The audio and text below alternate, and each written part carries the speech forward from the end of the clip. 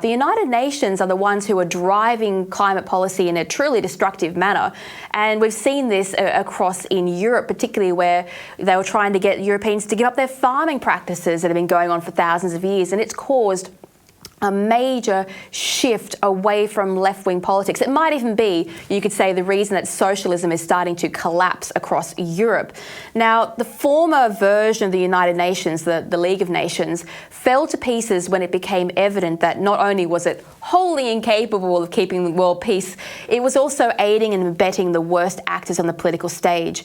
Do you think that the UN's time is limited, given its mass migration policies and climate goals have destabilized the West to the benefit of communist China and Islamic theocracies? So I think that you're right about that. I mean, the problem, though, beyond that is that the UN attempts to award equal status to countries based solely on the fact that they are states.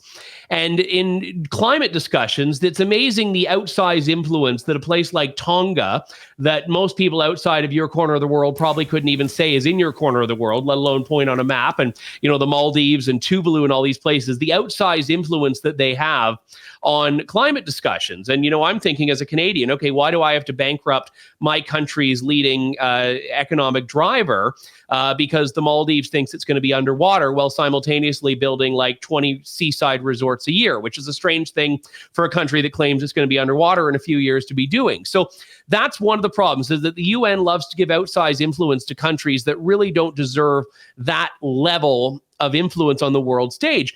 And then on the flip side of that, they give credibility to countries like Iran and Saudi Arabia on the Human Rights Council, on the Women's Rights Council, on the Security Council, just crapping on Israel at every turn and the United States at every turn, without whom the UN wouldn't be able to exist because the US bankrolls so much of this. And that to me is, I think, the hilarious thing is that you have all these countries that have allowed themselves to be the punching bag of the UN, but still feed into that. Like, the UN is a bureaucracy, and the UN Secretary General is kind of this supranational figure in a way, where he tends to think he's above statehood and above citizenship and above a country.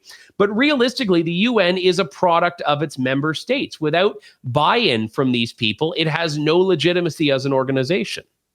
Yes, well, I mean, it's the old international socialist dream, isn't it? Get rid of all the borders between countries and then you can rule as the head of a bureaucracy of the world. It's like world domination, but quietly and for real.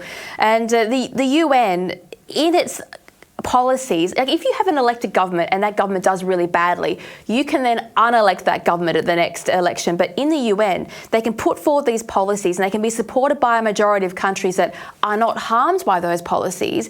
And then you have the West being told, well, you can't farm anymore because we've decided that all the money's going to go to the third world.